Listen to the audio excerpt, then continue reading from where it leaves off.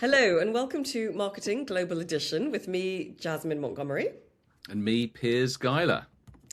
So, Piers, today we are going to talk about all things Korean, the K-wave. Okay. And here's why, because two really interesting things have happened in the last week or so. So I know you didn't watch the Oscars because I just know that about you.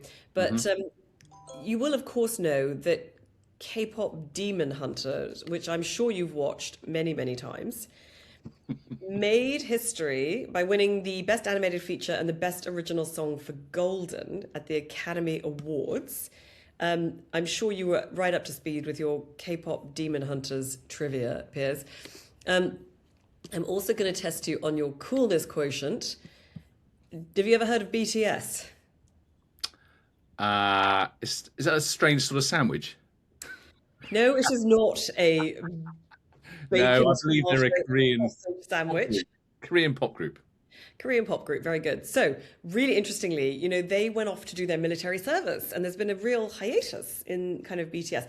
But Did not know that. yes, they've been out of action for a number of years because they've been doing their military service. Good on them. But last Saturday, the whole of downtown Seoul turned into a sea of purple because purple is their color, and their fans, who are called the army, came out in absolute droves to welcome them back. Oh, that's really lovely. Yeah, it's amazing. They haven't lost their popularity. And so this has sparked for us a passionate desire to talk about the K-wave. Right, Piers? Aren't you just dying to talk about the K-wave? Well, actually, I am, because I have ridden some of that wave. Have you? I have in the film sense, but we'll talk about it. Okay. You are riding the wave. Excellent. Fantastic. I'm glad you're riding the wave. That reminds me of that Shakespeare quote that I was telling you about yesterday, which you love so much, which is that there is a tide in the affairs of men, which when taken at the flood leads on to victory, which is about riding the tidal wave. But anyway, we won't go there right now. I'm really glad you did that. Aren't you? Aren't you glad? Piers loves it when I do my Shakespeare quotes, everybody. He loves it. He makes the funniest faces, which are designed to put me off, but they never do. So, look, interestingly, there's a really fascinating backstory to the Korean wave. You know, Korean stuff is everywhere, right? We're going to talk about all that, but like it's K-pop, K-cinema, K-beauty, K all sorts of things. But what I love about this story is it is in the end a marketing story because it did not happen by accident. So rewind to kind of South Korea in the late 20th century, and it was not the glossy, hypermodern kind of cultural, you know, exporter that we see today. It was a country that had been ravaged by the Korean War, which I think has never ended, dictatorship, you know, rapid industrialization. And in 1979, President Park Chung-hee was assassinated, and the country entered this whole period of instability. And then through the 80s, it was transitioning, growing economically, but really culturally constrained, right? Yeah, and crucially, it was really inward looking. It isn't a country exporting identity back then. It's trying to figure out its own identity. Yeah, and then fast forward to the early 90s, and suddenly you have kind of South Korea industrializing fast, right? But it was all about electronics, really. It was heavy industry, right? It was cars, electronics, it was Hyundai, it was Samsung becoming kind of these global giants, right? Yep. And then something strange happens. Exactly, and I love it. It's called the Jurassic Park moment. Go on, Now, you would love this because if you are an avid listener to this podcast, you would know that Piers has a Jurassic Park tattoo somewhere on his person. I do. It's on my ankle. It's not of a massive dinosaur. It's a quote from Jurassic Park because I've watched every single one with my daughter, and we decided to get a tattoo together. There you go. Surprisingly. Anyway, we love Jurassic Park. But let's get back to the Jurassic Park moment for South Korea. What's that about, Jasmine? Trying to get the subject off the T-Rex on your backside. Right, okay. So the Jurassic Park moment. Now, what on earth are we talking about? That sounds really weird. But in 1994, policymakers in Korea did something phenomenal. They looked at the global success of Jurassic Park, the movie, and they reached this extraordinary conclusion. because that one film generated more revenue than exporting 1.5 million cars. Exactly. It's like a government. It's the equivalent of a government saying we've been drilling for oil, but there's gold under our feet. Absolutely. And that insight changes everything. Because from the mid-90s onwards, South Korea began deliberately constructing a cultural export strategy. So, and they really, really did it properly. So the Ministry of Culture was reorganized, and the film promotion law in 1996 was brought in, which allowed major corporations to invest in media. And really, also critically, censorship laws were relaxed. I think that's actually, for me, the most important one. So, that one matters the most, because you can't really export culture if you don't allow creativity to breathe. And censorship does that, right? So the lack of censorship means they could be truly creative. And that was like a massive, I think that's what turbocharged it personally. Yeah, I mean, you couldn't see this story coming out of China right now because they just wouldn't allow it. So, but then 1997 hits and the Asian financial crisis, and South Korea takes on massive IMF debt, and the economy is under huge pressure. And Kim Dae-jung, the incoming president, makes a decision that looks almost counterintuitive to what's going on in the world. So instead of pulling back on spending, he doubles down on culture. Sorry, he does indeed, right? That's not a nice to have. I hate the word double down, but anyway, it's not a nice to have. It's actually a really, really good economic strategy. I mean, sometimes you just got to double down on the word double down. Yeah, so absolutely. So, at this point, they really decided that culture wasn't going to just be entertainment. It was going to become infrastructure, and it was going to become this economic engine. Okay. So what are we calling this? We're calling this the K wave, aren't we? Right. But I'm calling it the K wave. A lot of people think that the K-pop started the K wave, but it did not. No, that's right. It was television, right? That's right. Early Korean dramas like Winter Sonata were gaining lots of traction in Japan and across Asia in the early 2000s. There you go. Yeah, I know. I mean, living in Singapore, everybody was watching Korean drama, and it established something really fundamental, I think, that it kind of got the world to understand that Korea could export emotion, which is vital to culture. Absolutely vital, right? But it was still regional at this point. It wasn't a global dominance that it is now that we're talking about. How did that happen, that regional shift to? Yeah, and I guess that's where sort of maybe the K-pop thing comes in, because I think that's where it went quite global. So K-pop started in the 90s with, I'm going to probably murder the pronunciation of this, but 𝐼𝐸𝐸 and Boys. And, because I'm such a cool music guru, I happen to know that they fused Western genres of hip hop, R&B, and rock with Korean lyrics and identity, which I've got to say, Jasmine, actually, is they challenged authority. Their lyrics really pushed up against that censorship, which has been disbanded. But anyway, that's what they were pushing against. So it's interesting stuff. No, that's true. And it kind of triggered the birth of this industry. So then you get entertainment companies like SM Entertainment, YG Entertainment, and JYP Entertainment, and lots of other acronyms, starting to build something kind of really unprecedented, which was very much sort of a trading system for, talent in the space. And this is what makes it really unusual, right? It's not about, X Factor in the USA or the UK, where you got Simon Cowell trying to find, one pop star the new pop star for a while. This is not about short-term promotion. This is like they're recruiting young teenagers, training them for years and manufacturing global performers. It's a really long-term game. It's like a serious dedication. It's not done in a summer. It's done over like years and years and years. Yeah, years of things like voice training, dance, understanding how to deal with the media, all that kind of stuff. I mean, it was a bit more like sort of how a country might invest in elite sport, where they, have a long-term program of kind of training and supporting athletes to try and get to the Olympics. It was much more that sort of thing, right? That's right. And they did it for years, and it didn't break immediately. It didn't break globally until 2012. Gangnam Style. That's right. Yeah, absolutely. Right. People think it's like a bit of a joke, but that's an absolute mistake. The Gangnam Style was not a joke. It was the first proof that Korean culture can go truly global through digital platforms, through YouTube videos. I think they hit 1 billion views, the first to hit 1 billion views. They were the first YouTube video to hit 1 billion. I mean, it's incredible, isn't it? And so with those floodgates kind of opened by Gangnam Style, like then enter BTS in 2013. And that's when the system, that's when the system sort of reaches that maturity we're talking about. So, it took a long time to get to this point, but they really planned it really well. Yeah, they planned it and they got their ROI. When you look at the stats, like that whole vision that they had from that Jurassic Park moment came true, because BTS is like 0.3% of GDP in Korea, right? They made $1.4 billion from a single song, Dynamite, of course. And, they're a huge part of tourism to Korea.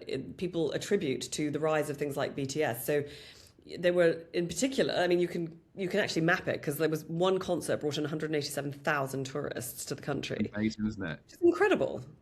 But the fandom, the whole fandom is the sort of real innovation. They're not consumers. They're like the infrastructure. They have fans that organise globally, translate content, drive streaming numbers all over the world. It's like a massive juggernaut of a machine, really, I think. Yeah, and then you got Blackpink, YouTube dominance, global brand partnerships. At this point, K-pop is no longer a genre, really. It's like it's a sort of, it's a system. It's a pipeline. It's an industry. It's infrastructure. It's like it's this industry that Korea's so famous for. It's amazing.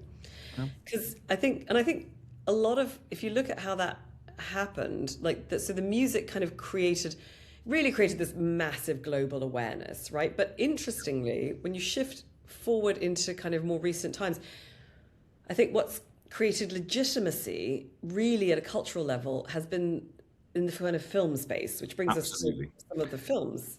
Absolutely. I mean, honestly, I was joking earlier, but South Korean drama is a massive thing in our house. On Netflix, it pops up. And one of the biggest things that happened really is Parasite. So the film Parasite, which I'll let you talk about, and then I'll talk about it. Well, I mean, won Best Picture, right? So a foreign language film winning Best Picture from Korea, that is not just that's not like a flash in the pan thing. Like, that resets the hierarchy. Like, that just goes, we've arrived, you've got to take it seriously. Yeah, and it's more than that. It's telling the world. It's not Korean storytelling. It's not foreign content, right? No, it's not. World class. Do you know Parasite is regularly quoted as the best film ever? So actually, if you look at the New York Times top 100 films of all time, Parasite is number one. It's incredible. It is. Really terrible confession, which is, I've never seen it. Well, Jasmine, this weekend you must watch it. You must watch it. I was doing all this research for this podcast. I watched K-pop Demon Hunters. I mean, I've watched Squid Game. I've watched BTS. I haven't watched Parasite, which is so stupid, because I think I'm going to like it more than I like it. You will like it. It's a little bit uncomfortable, hence the word parasite. but it is absolutely brilliant. Anyway, that's they've got the best film, but what else have they done, Jasmine? Well, speaking of uncomfortable, then you get Squid Game, and boy, have I watched Squid Game, and everybody in my house has watched Squid Game, and I've been to Squid Game The Experience, which was a thing at the Excel Centre in London where you have to go and you have to be in all the games, and I had to play red light, green light, and get shot and whatever. So it's strategically really important, Jasmine, because Squid Games, it proves something else. It proves they've got hyper-local Korean stories with Korean language. People either watch it dubbed or they watch it in subtitles. It doesn't matter. It's Korean context, Korean content. It can dominate globally. It was phenomenal, absolutely phenomenal. Somebody had sort of tried to sell that as an idea until they made it happen, you'd have almost gone, well, probably not. But did they prove us wrong. And it was really, really visually engineered for virality, for going viral. I think the costumes, the colors, the symbols, all that stuff. When I everything see ready for memes, storytelling, it's brilliant. Totally. So then eventually, like the thing moves almost out of the cultural realm and into kind of, I guess, the sort of mass market, like into all sorts of other sectors. And Piers, I'm sure you will be very familiar with this, but the K-beauty, it's a $52 billion industry. And you're probably really on top of what K-beauty means. But there's a particular look to the K-beauty industry. There's this thing about sort of like clear glass skin that's sort of glassy. They have a particular look and a particular whole set of products and stuff that goes with that. But I do know a little about this actually, because it's not just products, right? It's a philosophy shift. It's actually about prevention rather than the correction. It's about rituals. So this is that's as good as I can do. Well, I can tell you there is some crazy stuff in K-beauty. Some of their ingredients, snail mucin, which is like snail sort of goop that, you know, when a snail leaves its trail, like you're supposed to put that all over your face. I have not tried this yet. Now, they're really into fermentation. Obviously, anybody who's eaten kimchi knows that the Koreans love their fermentation, but I think there's for fermenting like beauty products. But the one that really, I've got to say, I don't know which one is more disgusting, the snail slime or the salmon sperm, because salmon sperm is a thing. And I just don't know which one I'm more It's absolutely bizarre, isn't it? But I suppose it does signal innovation. Yeah, and then speaking of disgusting, then you get mukbang. Now, mukbang is such a hilarious trend. It is watching people eat, but in a kind of like ASMR, like people eat noodles and they slurp, and you just sit and watch for hours. Quite beautiful, often people just sort of sitting there going, fascinating. It's nuts, isn't it? It sounds absolutely crazy, but actually people are watching that stuff at scale, right? There's a lot of people watching. Totally. I mean, apparently it's it's a huge industry. I think what it does is, I think there's something about the intimacy of that, which in a world where we're all losing connection, I wonder if like watching a beautiful woman eat her noodles close up, like is sort of fulfilling for people. But anyway, there's that. Anyway, this is all reinforcing. So K-pop, we've got film, we've got beauty. It's not just an export. This is like cultural saturation. And then the gaming industry, apparently Korean gaming, $14.5 billion industry. I mean, it's just incredible. It's absolutely incredible. But what I love about it is that it wasn't luck. It was alignment, right? It was government aligning with corporations and creators in the cultural community. And timing. Happen. And timing. So, you know, when YouTube and Netflix emerged, Korea was ready. Absolutely. Really smart timing, or lucky. Yeah. So if Korea could do this consciously, intentionally, as the Americans like to say, who is next? Like, I'd love to think about, like, who could do a Korea? And I've got some suggestions, right? I've been thinking about it. Okay. My first suggestion is Nigeria. So I think that Nigeria has so much rich culture that people absolutely love. You know, Afrobeats, Nollywood, everything else. I think it's got raw cultural energy that's already pretty global. Like people love it, people buy into it. But so I think that's got a lot of potential there. Absolutely, but they do lack a system, if you like. You know, they haven't got a unified production quality or a coordinated export strategy yet. Anyway, but they are. I mean, Nollywood is huge, absolutely huge. Yeah, there's tons and tons of sort of cultural capital in there that could be used, and also the Nigerian diaspora is massive. So that almost creates a sort of global aerosol already. It's an unfair advantage. It's huge, and I think 1 in 10 of us are going to be Nigerian within, like 50 years. I think, they're 240 million population now, but by 2050 it's going to double. That's amazing. There's going to be a lot of Nigerians, so that's a lot of creative talent out there. Yeah, it is totally. That's really cool.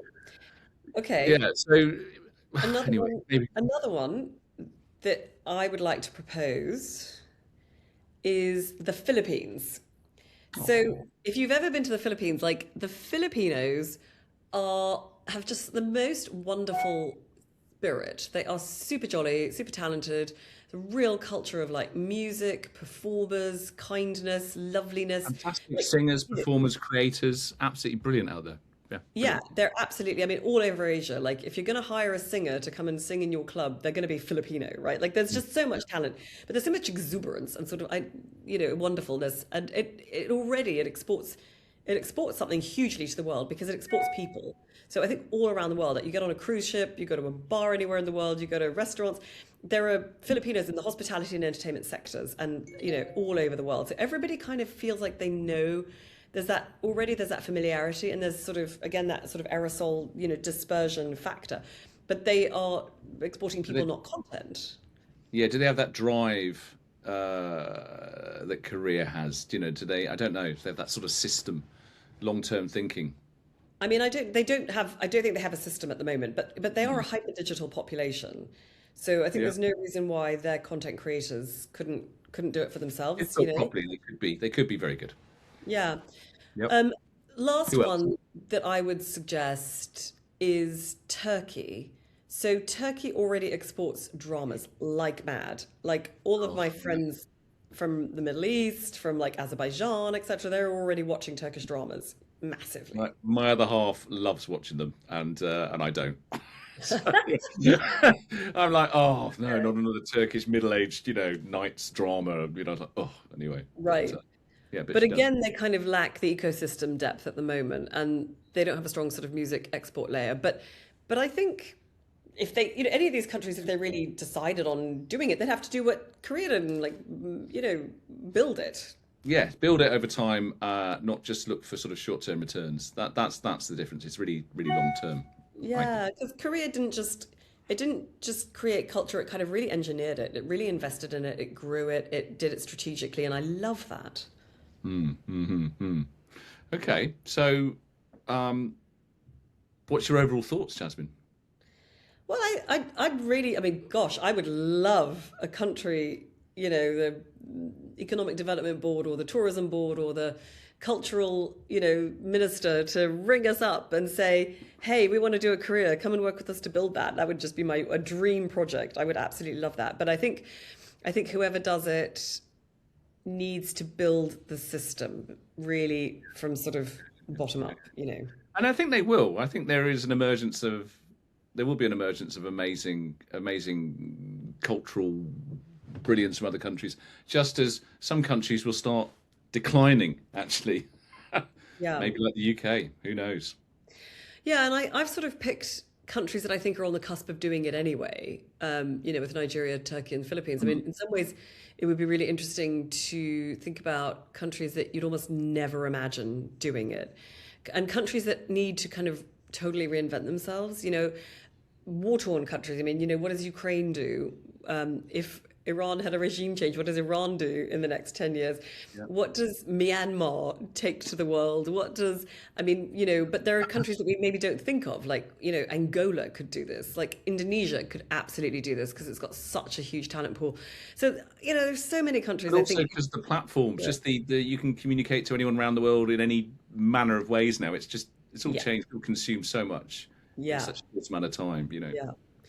Well, anyway, meanwhile, good for Korea. Congratulations, Korea, on BTS. Congratulations on, on winning Oscars for K-pop Demon Hunters. Keep up the good work. Keep up the snail mucus, because we're loving it. Watch Parasite. And I'm going to go watch Parasite. Yeah. Thank you all very much. Thank you for listening, and we will see you next week. Thank you. Thank you very much. Marketing Global Edition is sponsored by Adsy, the ad generator for small businesses that serves you effective and affordable ads in seconds. And by 7 Brands, the international advertising and branding agency that has worked with clients around the world from Coca-Cola to Facebook.